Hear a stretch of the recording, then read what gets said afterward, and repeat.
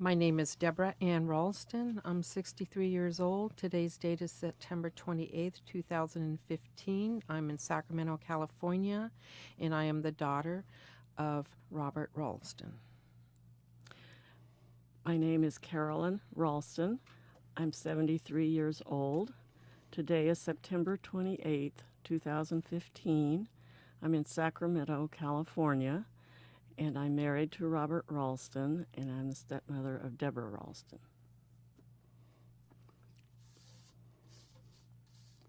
My name is H. Robert Ralston. I'm 89 years old. Today's date is September 28th, 2015, in Sacramento, California, and I related to partners, my wife and my daughter. Okay, so Daddy, starting at the beginning, I always want to know if there was anything special about your birth. Well, there was. It has to do with the fact that my father was a practical joker. And the joke was that his good friend, who wore horn-rimmed glasses, was really the father. And this was during Prohibition, and my father was a practical joker, and he managed to get some sacramental wine into the hospital and get a few nurses drunk, and to allow him to do what he did, namely put horn-rimmed glasses on me before I was presented to my mother. So that was what was special about my birth. Otherwise, it was quite normal, and I was a normal baby. So this event took place where? Where were you born and your birth date? This was in Los Angeles, California.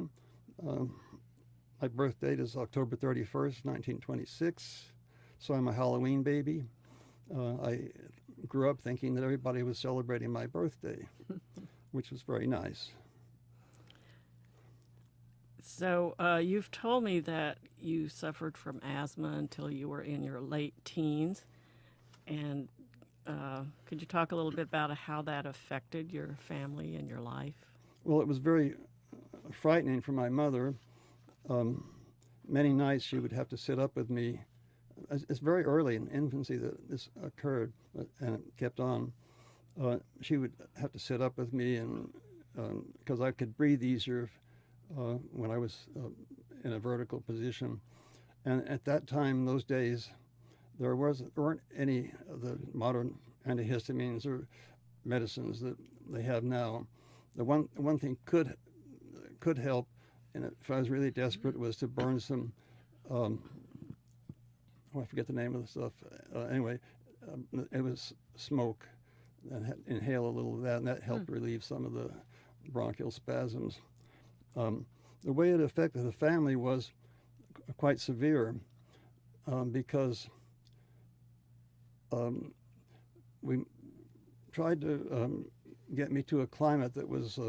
They lived in Los Angeles. My father had a business there, and so my mother took my brother Stanley, who was a year and a half older than me, and me to live in a rented place up in the hills in Tujunga, hoping that would be a better climate for me. So that the effect on the family was to cause tension between my mother and father, which eventually ended up in a divorce when I was about 5 or 6 years old. So it was quite a severe influence on my early life and on the family itself. What about Stanley, your older brother? I don't remember him being involved in this, except as somebody who was affected, but he himself was healthy and didn't have anything like asthma, but generally was. Of course, he was affected in a very similar way because of the disruption of everything. So, how would you then describe yourself as a child, and how about as an adult, and over these years, how have you changed? Well, let's take them one at a time. As a child, from the very earliest time I can remember, I was interested in science, what we call science today. I was interested in, I used to think of it as being an inventor, but I was really science. And I was a tinkerer. I learned, since my father wasn't present in my early life after the divorce, I had to learn on my own. And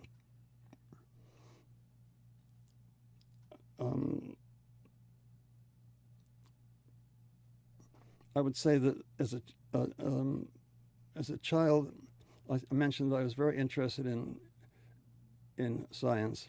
I was also interested in what in those days would have been called religion.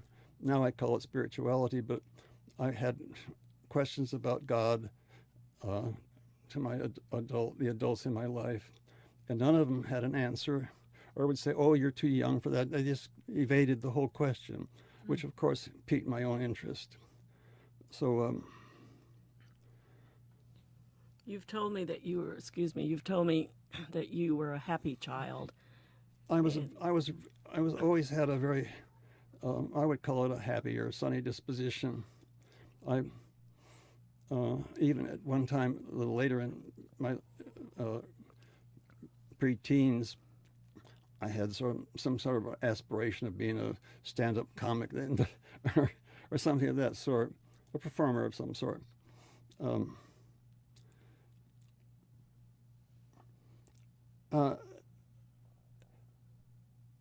As an adult, my interests have not changed. I'm a physicist. I pursued my career as a physicist, and a very exciting career, which I'll describe a little later. The other side of my personality was that I eventually became part of a spiritual path, and I pursued those. So I really haven't changed much as an adult. You can say that maybe I've gotten a little wiser and know more than I knew at the time, but my focus in life hasn't changed. And you might also say something about how you still enjoy performing, you still enjoy being funny, you do improv classes. Oh yeah, well the senior center has an improv class, and I fell into that very, very smoothly, and I enjoyed it immensely, and I found that I have a talent to improvise and be funny at the same time. I like performing, but I was always quite shy as a child, and I would never have done that kind of thing as an adult, and as a child that I do as an adult. It took me many years to get over that shyness and be able to be out front. And I remember as a kid growing up that you were always a jokester and you had a really great sense of humor. Oh, thank you. Yeah, I enjoyed playing or inventing stories for the kids. You and your brother. I should mention him. His name was Stanley. He's passed away since, and he was a year and a half older than me, and he. Well, I don't really bring him into my story here, except just to mention him in passing. You said you and your brother, so you're talking, that would be Deborah's brother, but now you're talking about your I'm talking about my brother your Stanley. Oh, Right. okay. Yeah. Okay, not Deborah's. Okay. So you were very good at school, I understand, so tell us something about your education. Well, I knew I was bright, and I made pretty top grades in elementary school, high school. Of course, I excelled in mathematics and the physics and chemistry in high school. I was a very good reader, and when I had to move from California to El Paso, these reading classes were divided up into tables, and they had the top table were the best readers, and then other readers below that, and then the lowest ones were at another table. Well, since I came into the class, the teacher put me on the lowest ones. Well, after about 10 minutes, she moved me to the top table, and the boy that was the bright boy of that table, the best readers, was really pushed out of shape because I was better than him. So made an enemy out of being good. So, Well, go ahead. oh, go ahead. You go ahead. Well, you asked. That was just about my early education. My formal education was, well, of course, I went to UC Berkeley, got my degree in physics from there, and then in about 1971, I graduated from Berkeley in 1950, a class of 50. In 1971, I decided to get a degree in counseling psychology because I'd gotten interested in that kind of thing. So I have a master's degree in that field. And but that's the formal education. I've always been a reader. I've been self-educated to a large extent because there are few adults in my life that I could go to and get any kind of questions answered or on any subject. So I went to the library quite a bit in El Paso. That's where I lived at the time, and worked my way through the very few books that dealt with my science interest. At those days, it was called radio. That was the technology at the time. But I also read and loved reading fairy tales and legends, myths, and so on. So I think I got a fairly well-rounded self-education from that. So I love learning.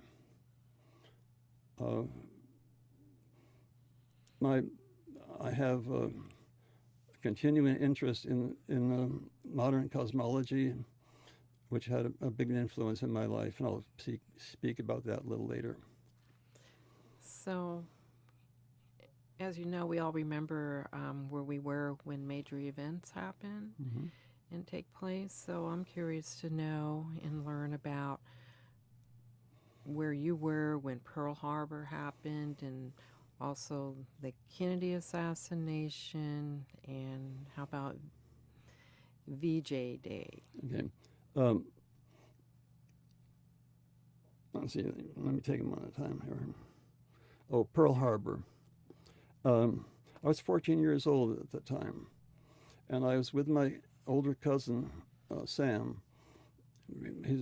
He was the second to oldest cousin I had, and we were visiting one of his cousins on the other side of his family, and during that visit, he had the radio playing, and the announcement of the bombing of Pearl Harbor came at that time. And I remember my cousin Sam was just swearing, just really upset, and he later joined up got into the Air Force, I think it was. Yes, it was the Air Force. What was the other one? The Kennedy assassination. Yeah. I learned about the Kennedy assassination in a strange way. I was walking from one building to the other. I was working at the Lawrence Livermore Laboratory, and I was walking between buildings, and there were two guys that were coming out of the building I was going to enter, and they, at that time, I knew they were very interested in or were going to vote for Barry Goldwater. And I heard them say, well, I guess that gives our guy a really good chance. I said, what are you talking about? Well, Kennedy's dead. And I was shocked and really upset by their attitude. They weren't expressing any kind of grief, just a joy that maybe now Wow. Goldwater would become president. And I avoided any kind of political conversation with them and probably a lot of other people because it was always generated problems and dissensions and so on. The VJ Day, I was in the Navy at the time, and I was stationed at Treasure Island in San Francisco Bay. I was an instructor in electronics there, and it was I has being an instructor, I had a lot of leave privileges, and I was visiting my my aunt and uncle in Oakland, and they had the radio on, and it said, "Attention all military personnel, return to your base immediately." Like, well, being a good Navy guy, being a good sailor, I went back to the base, and there was nobody there. They were all gone. And so I stood around at the entrance gate as people came back in, and they were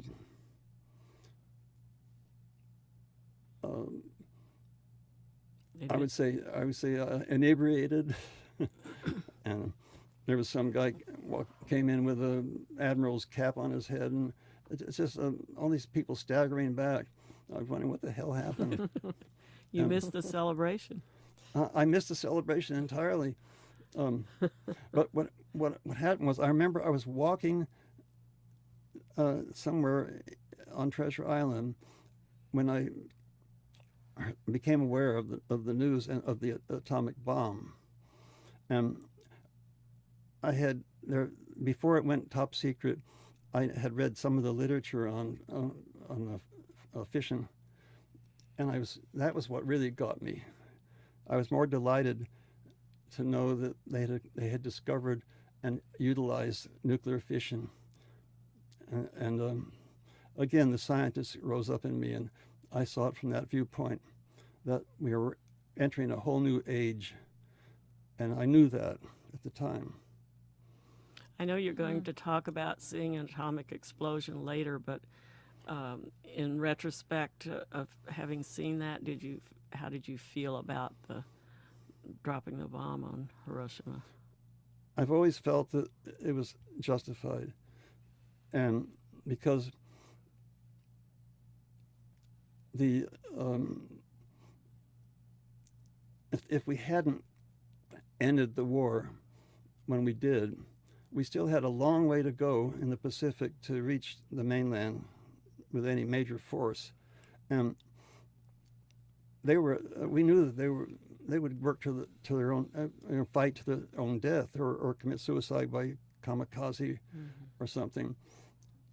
And I firmly believe that we saved millions of lives by sacrificing hundreds of thousands by dropping 2 bombs and ending the war before any of that happened.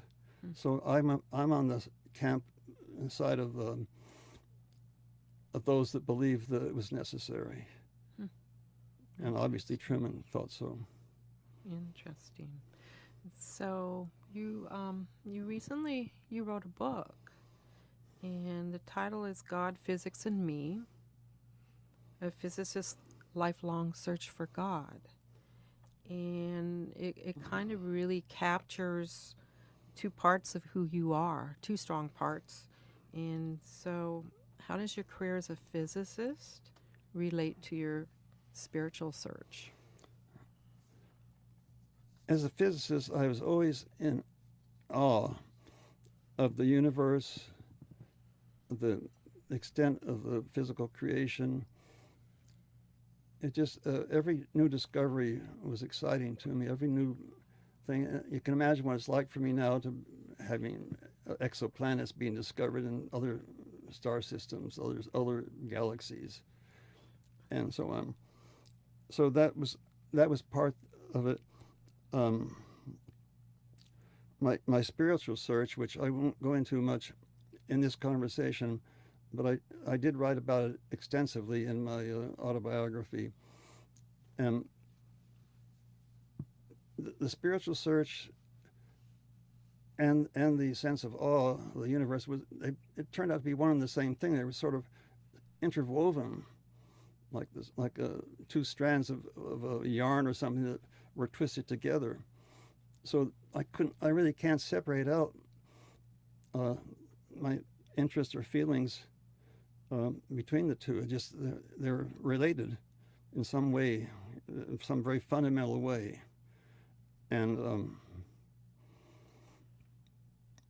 well, I guess that's all I can really say. It was just sort of a hand in glove type of thing. And So do you think that your interest growing up in spirituality and physics, which kind of came first? Your interest in wanting to pursue and be educated in terms of being a physicist, or your spirituality, or?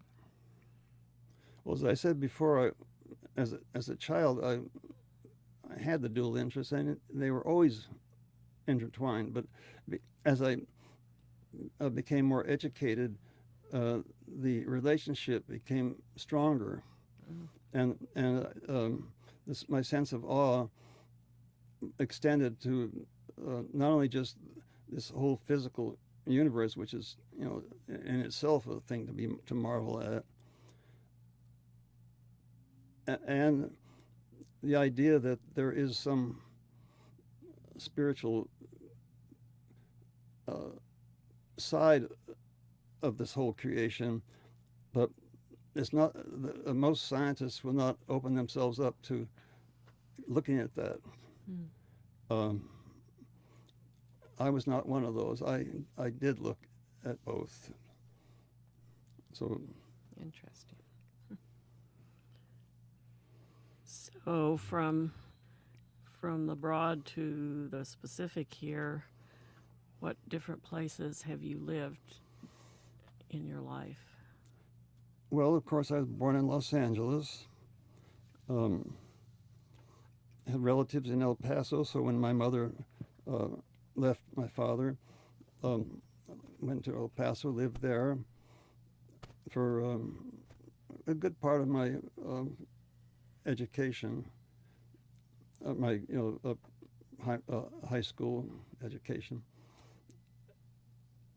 and then so there's Los Angeles, and then El Paso, and then my father encouraged my mother to remarry, and she agreed, hoping for the best, and we moved to Visalia, California, which is in the Central Valley, and I lived there. It was almost a Tom Sawyer type of life, because it was a rural town at the time, 10,000 people. At that time I had my dog, Bobo, and my bicycle, and acres of farmland surrounding the place. And I had at that time built a tiny radio crystal set into a little earphone.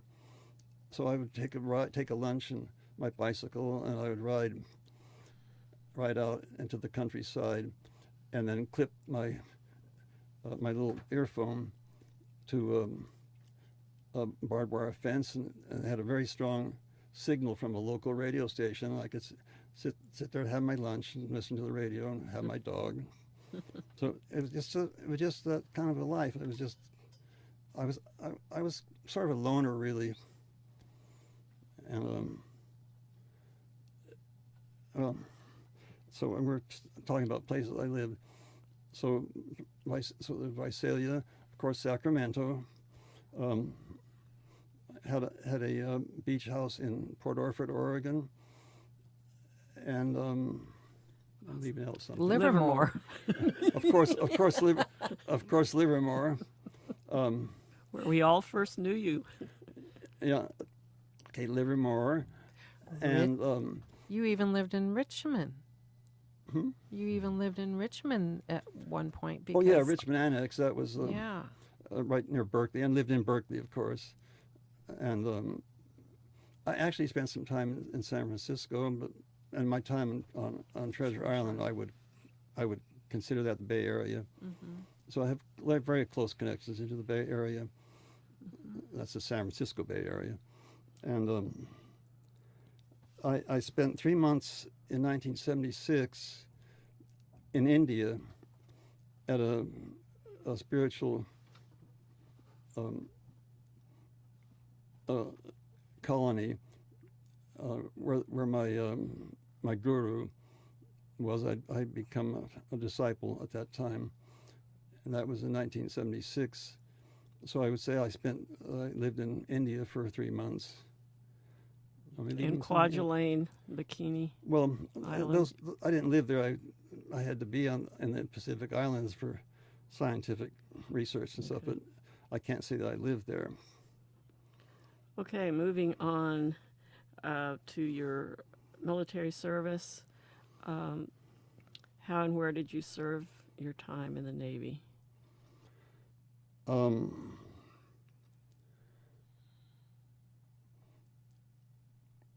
I joined the Navy one day before my 18th birthday so I could avoid being drafted.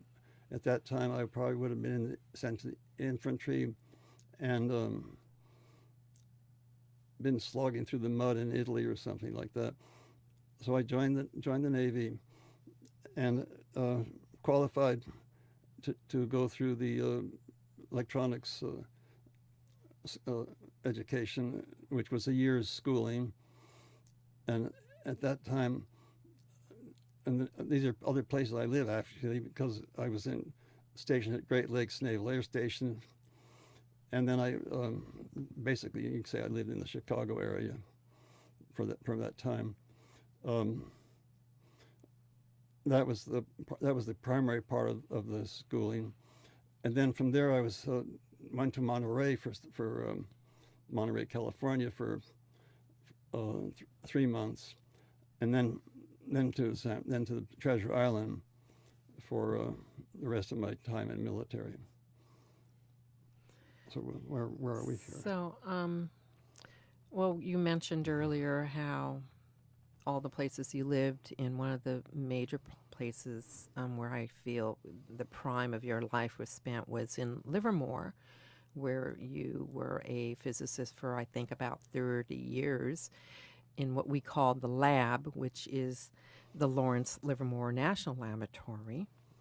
And so I'm just curious to know a little bit more, because it was always so secretive and we would only be able to tour as a family once in a blue moon. What was it like to work there? Well, let me just backtrack for one second. And I have to mention that even though I served in the Navy during the war, I never saw combat. I never left the continental United States. My work experience, 30 years as a physicist in Lawrence Livermore Laboratory. I actually began working for what became the Lawrence Berkeley Laboratory when I was living in Berkeley, and I spent 2 years working there. And I worked on the one secret project that they had at that time in Berkeley. But I heard about a new lab being started in Livermore, and I looked upon that as an opportunity to move there. We had my late wife, and and I had our one daughter, Deborah, who was 6 months old, and thought it would be a better environment for raising children and so on.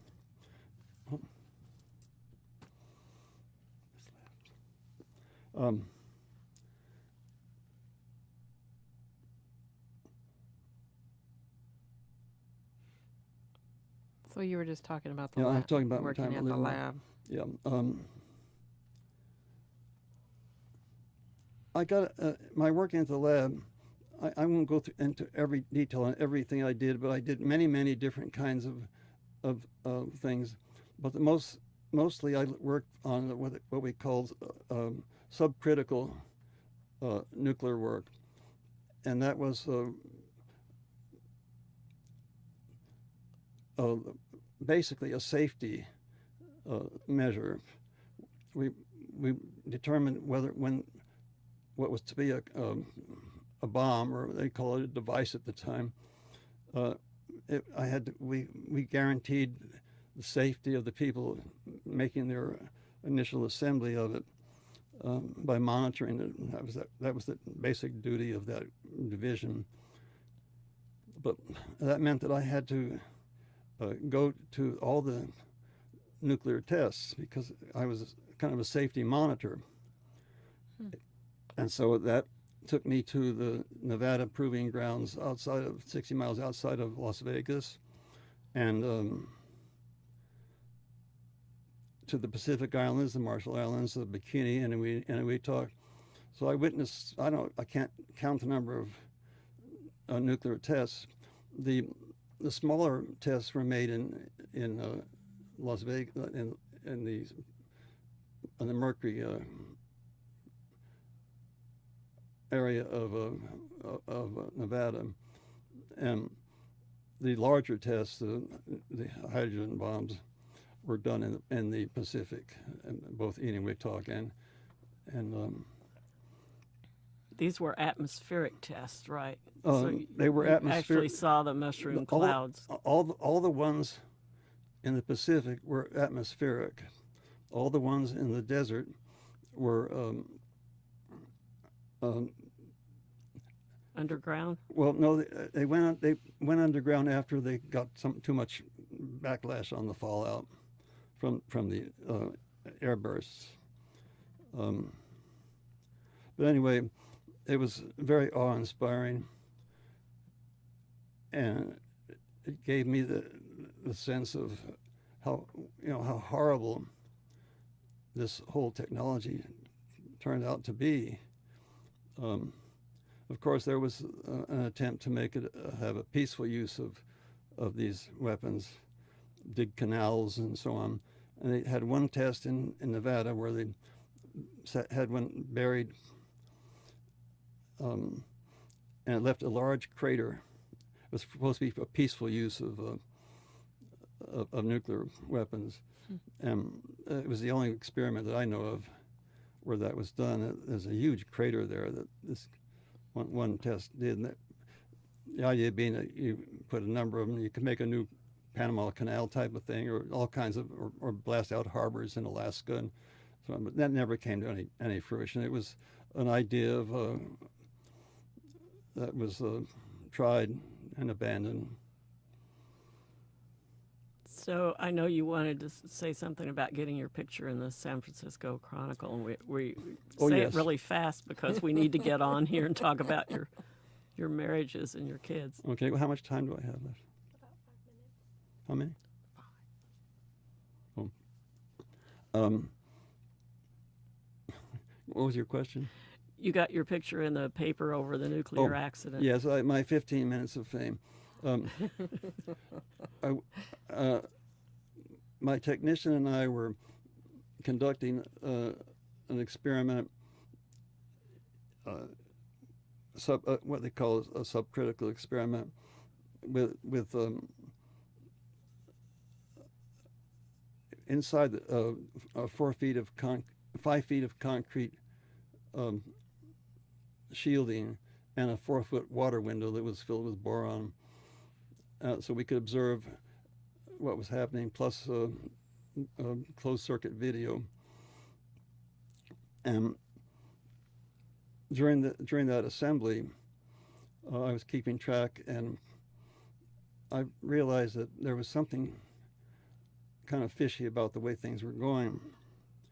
The plots that I was making for each step of the assembly were showing me that everything was right, but I had this feeling that something wasn't right. And sure enough, the next time we put the next increment of material to be assembled, there was a sudden loud bang, very loud. You could hear it over the microphones from inside. And inside the vault, the shielded vault. And I could see the flames around the assembly, and black smoke emitting, and pretty soon our water window was obscured by the deposit from the smoke, and the TV went out. So we had no visual input. Can you wrap this up really fast? 'Cause Yeah, it was the first nuclear mishap at the lab in Livermore, and it made front page Chronicle story and so on. I was completely exonerated. My logbook, I kept immaculate notes, and it was put down to mechanical failure. So the engineers that designed it were the ones that were culpable. But after that accident occurred, I decided, well, I don't want to do this much anymore. So I was asked to join the newly formed biomedical division. So let's go on to who you married and your children and grandchildren. Well, my first marriage was to Natalie. Her name was Miller, and she passed away at an early age of 45. And after a few years of bachelorhood, I met and married my present wife, Carolyn. And that's. Well, you had 2 children. I had 2 children, of course. I mentioned before. There's you, Deborah, and your brother, who's a year and a half younger than you are. David. And his name is David. And I'm very proud of both of them. They've carved out wonderful careers for themselves, applying their talents productively. I can only say the best for them. They've made me very proud. I'm a very proud parent. Thank you. Is that it?